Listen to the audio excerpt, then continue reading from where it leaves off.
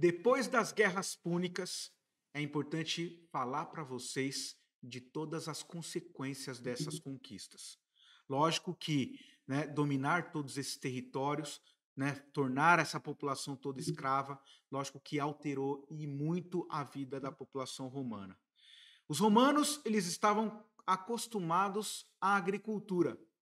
Agora nós temos uma mudança até do ponto de vista econômico, e é a primeira que eu quero registrar aqui com vocês. Estamos falando agora do comércio, né? Todas as atividades que levaram a essas conquistas territoriais trouxe esse importante atributo aos romanos, né? Todos os caminhos levam a Roma justamente por causa da construção de pontes, de estradas, né, de hidrovias, para a gente pensar na escoação de produtos e mercadorias que estão chegando ao território romano. A população romana vive um esplendor, né? Todas essas conquistas territoriais vai colocar Roma no cenário do mundo como a principal potência nessa época. E lógico que isso, né, vai trazer muitas consequências. A segunda, nós temos então, né, no primeiro eu falei para você da mudança de uma economia agrícola para uma economia comercial. Segundo, o trabalho. O trabalho que até então era livre, e vocês viram a divisão da sociedade, né? Os plebeus eram os trabalhadores, agora não. Quem realiza trabalho em Roma é escravo, o prisioneiro de guerra. E o escravo está em todas as atividades. Gente, quem participava, na sua opinião, das famosas guerras púnicas? Quem fazia parte do exército romano? Eram os plebeus. Né? Os plebeus, eles tinham que participar, eles eram obrigados a participar, que eram cidadãos livres. Cidadãos livres que geralmente tinham uma pequena propriedade, pouco fértil, e ficavam no palco de batalha durante muitos anos. Quando voltavam das guerras, suas terras já estavam devastadas. Quando eles iam procurar emprego, não tinha emprego. Por quê? Quem trabalha em Roma é escravo, prisioneiro de guerra, que agora é uma economia, não, é um produto muito barato. Só para você ter uma ideia, gente, depois da Terceira Guerra Púnica, os escravos eram vendidos, 10 mil escravos eram vendidos por dia, a preço de banana. Então, não existe mais trabalho aos plebeus. Os plebeus começaram a se tornar elementos instáveis. E aí os senadores romanos já começaram a perceber que os plebeus que são livres podem trazer problemas, manifestações sociais, convulsões sociais, porque eles não têm terra, eles precisaram vender as suas terras que estavam devastadas. Quem compravam as suas terras? Né? Aqueles que não sofriam com as guerras, os patrícios, que eram os políticos, né? Que administravam a cidade. Os patrícios compravam as terras dos plebeus e os plebeus já não tinham trabalho, não tinham terras, se tornavam elementos instáveis. Para os senadores romanos controlar essa massa, foi criada uma política, a famosa política do pão e circo. Nesse momento, gente, vai ser construído em vários pontos de Roma, de vários pontos de cidades conquistadas, anfiteatros, arenas, e ali eram colocados escravos para duelarem até a morte, ora entre eles mesmos, ora entre feras, né? Então feras, ursos, né? Leões, tigres, junto com esses escravos, né? Eram os famosos gladiadores, que vão ser a atração da época, né? Os senadores romanos vão partir para esse tipo de política do entretenimento.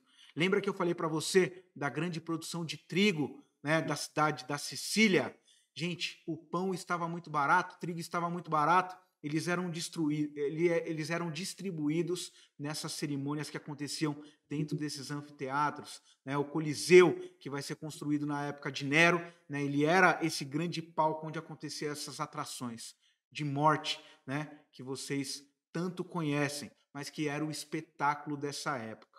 Alguns registros mostram para a gente que, né, o efeito das pessoas que estavam assistindo aqueles espetáculos sangrentos era como se fosse droga, né, agia, né, como, né, o principal alimento de uma alienação profunda.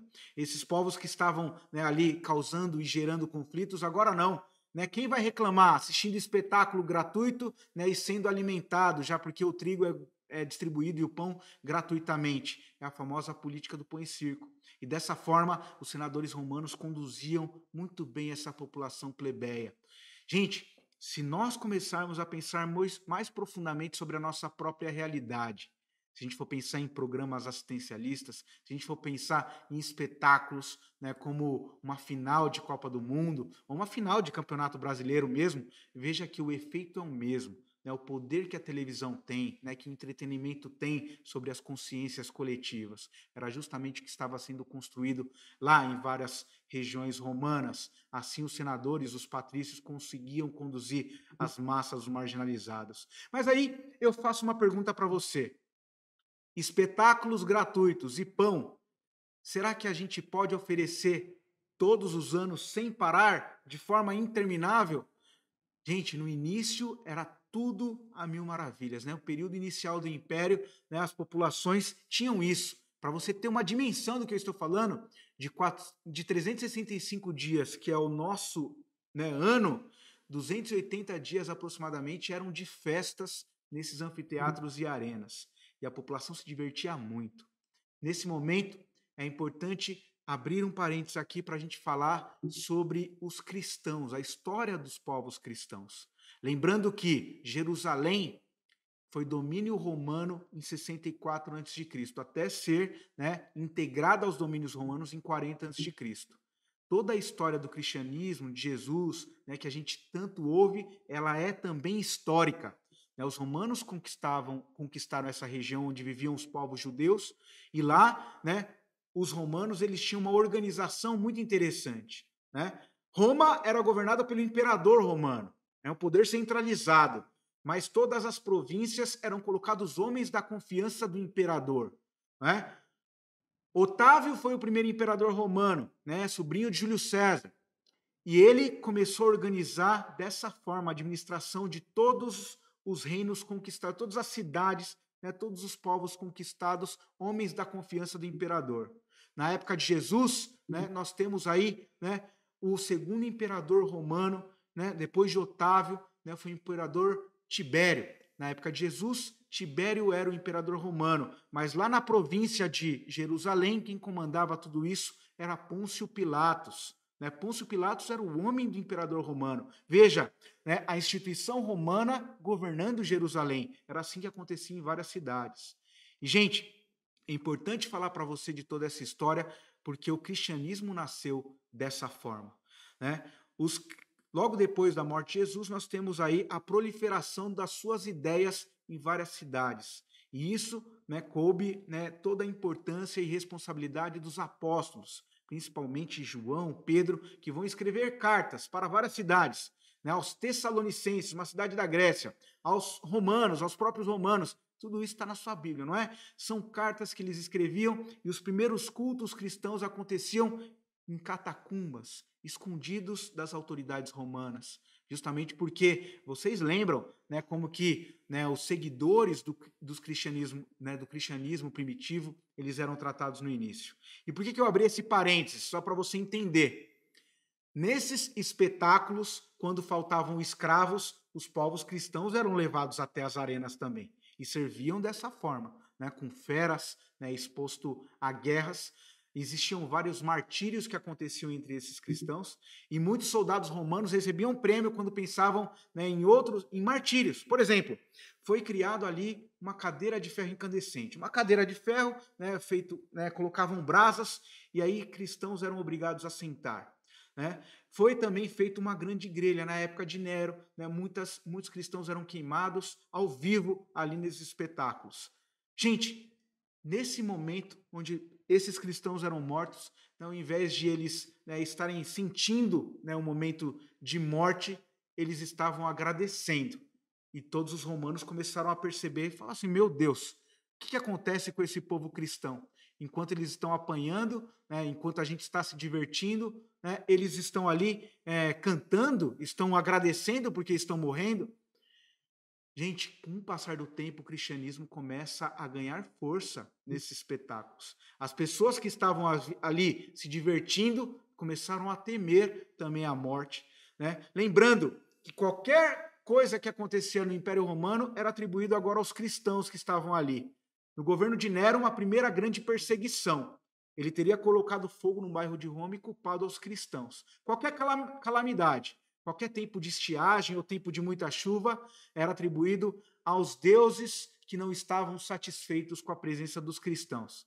Lembrando que os romanos eram pagãos, eles cultuavam vários deuses, assim como os gregos, né? É o deus da chuva, o deus do sol, o deus do trovão, ou seja, vários deuses que eram atribuídos às forças da natureza, né? Os romanos eram pagãos, inclusive a figura do imperador.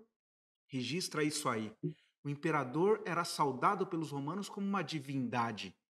E isso fazia com que, né, os cristãos fossem cada vez mais perseguidos, porque os cristãos se recusavam a reverenciar o imperador como Deus. Para eles, Deus era só um, e não era do plano terrestre. Veja isso, gente, o choque que aconteceu entre o paganismo romano e o cristianismo nascendo em Roma. Né? Esse choque, né, de concepções, de valores, que vai fazer os cristãos serem muito perseguidos. Durante essas perseguições, eu tenho que registrar pelo menos dois grandes eventos disso tudo, e eu queria que você tomasse nota.